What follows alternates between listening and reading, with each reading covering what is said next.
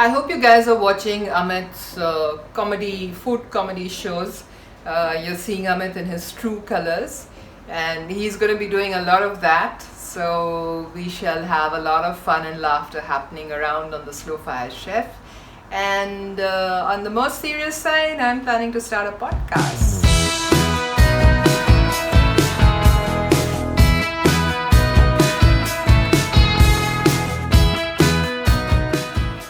Hyderabadi Biryani. Let me break some myths about Hyderabadi Biryani today. Yeah, before I made it, I was also quite terrified of this phenomena called Hyderabadi Biryani, which restaurants like Paradise and all have, in my opinion, murdered. But the Hyderabadi Biryani that I remember from my childhood was really so different, so fragrant, so yummy. I was like, I have to try making this for myself. So here's the recipe for Hyderabadi Biryani. And hey, if you like this recipe, please hit the like button, hit subscribe if you haven't as yet, and post your feedback. When you make up your mind and walk into that kitchen that you're going to make Hyderabadi Biryani, the first thing you do is you soak the rice.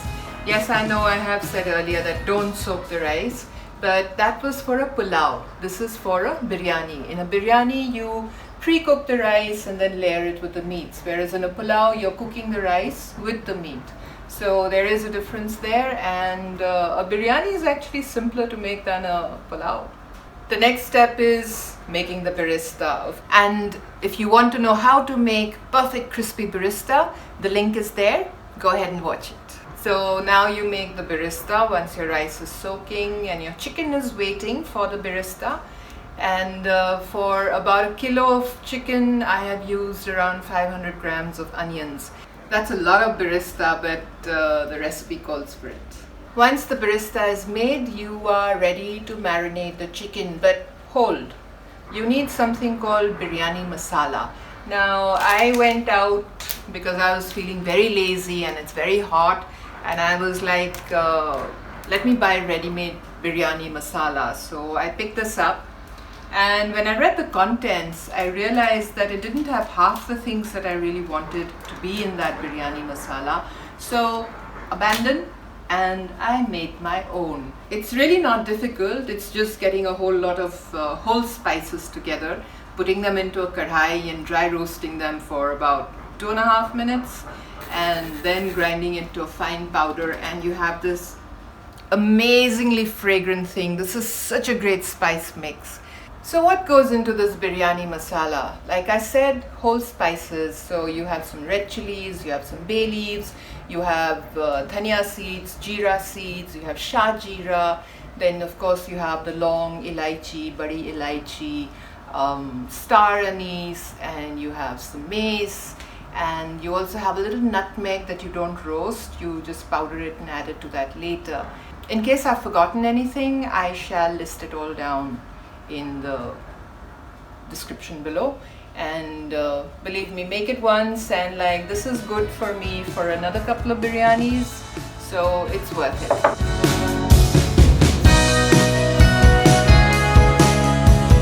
So once the biryani masala is ready and your birista is ready, you are all set to marinate that chicken.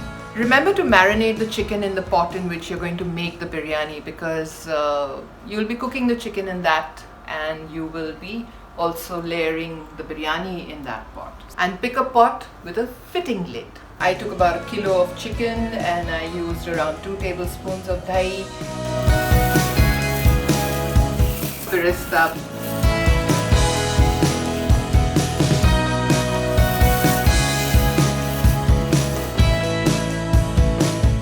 and there was some fresh coriander, some fresh mint leaves, all chopped up. In the marinade, you also have things like chopped green chillies, and there was of course ginger garlic paste, and you have a little dhania powder.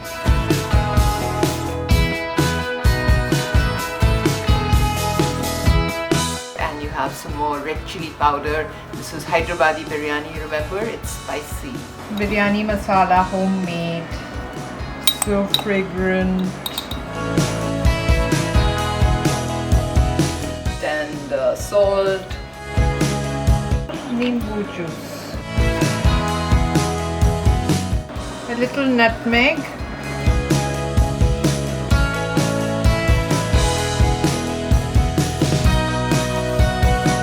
I had a cook called Begum, and she used to just sort of whir everything in the mixie and dunk it on the meat and cook it, but then that biryani used to have a greenish tint to it. It tasted nice, but it wasn't quite the Hyderabadi biryani that I remembered. Mix the chicken really nicely with the marinade.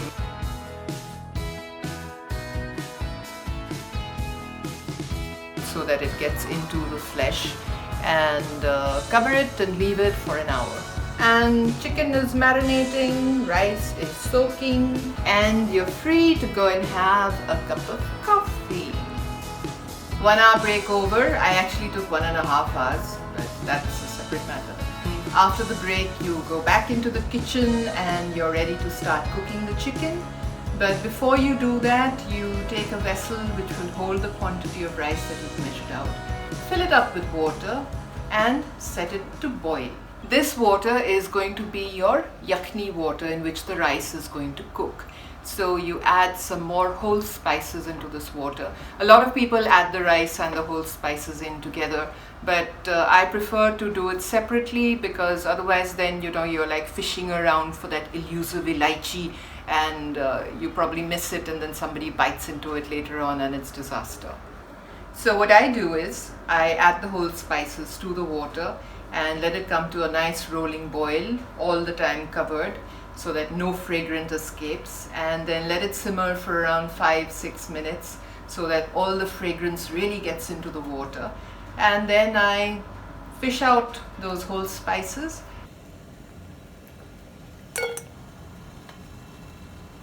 and then add the rice.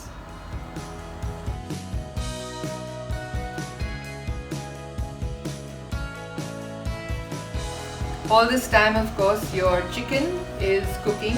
So what you have done to cook the chicken is, in the pot in which you're going to make the biryani, you have the chicken in there and you add all that lovely barista oil so that it has the fragrance of the onions, and you put it on the slow fire and let it cook while your rice and everything is getting done. The rice has to be al dente, so I found that because I had soaked the rice for almost 1.5 hours, by the time the water, after adding the rice, the water came to a boil, my rice was perfectly al dente, so I switched off and strained it out. And that picture in the back, that's my mom.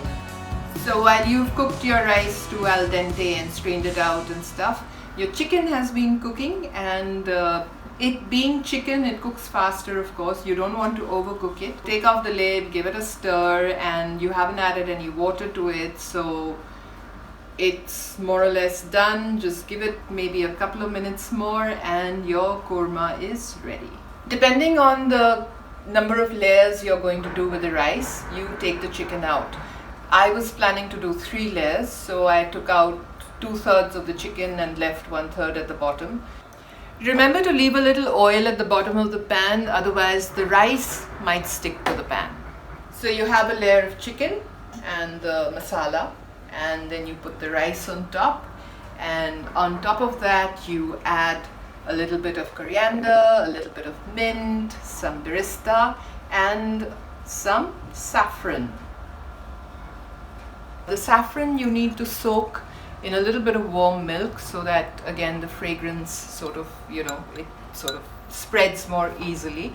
And on each layer you put the barista, the fresh mint, the fresh coriander and the saffron. And of course then the chicken comes and then the rice comes and every layer is perfect.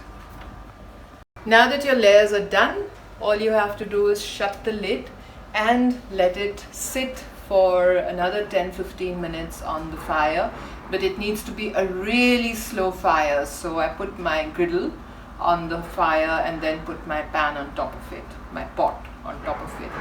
And in order to not let any of the fragrances escape, you sort of need to seal it, but again at the same time you need to make sure that it doesn't get too moist in there. So it's good if you seal it with a cloth napkin, and so whatever moisture is there in the pot which rises up sort of gets soaked up by that and doesn't drip back into the rice. This is of course different from the way you typically give dum to the biryani. You're not sealing it with whole wheat dough, you're using a cloth instead. This is a neater way actually, because you're not sort of scraping things off at the end of it. And the result is the same. 10 to 15 minutes of this dum and you're done. You're ready to serve your very own Hyderabadi biryani. You can further garnish this if you like with some more of that leftover birista and fresh mint and fresh coriander, but frankly this Hyderabadi biryani doesn't need anything. It is complete in itself and really one of the most delicious biryanis I've eaten.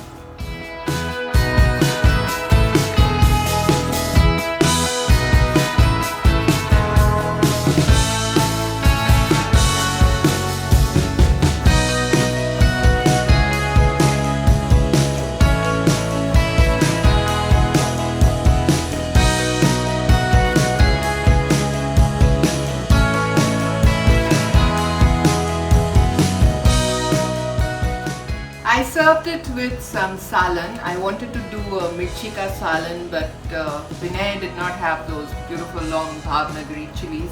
So I did a capsicum ka salan, and my salan was also a shortcut, so we'll talk about that in another episode. But the biryani was so delicious, I can't tell you, and it really took me back to my childhood, and I'm so glad I've discovered this and made it for myself, because now I'm going to do this regularly every time I want a nice, spicy, fragrant biryani. That is what the Hyderabadi biryani is so famous for. I think the mint makes a huge difference to this biryani, and somehow mint also melds very well with all the garam masalas that are there, and most of the Muslim food you'll find they serve it either with a mint chutney or they serve it with fresh mint. So I think it's really worth it. That's it for today, and I hope you enjoy the Hyderabadi biryani when you make it. So see you again next episode.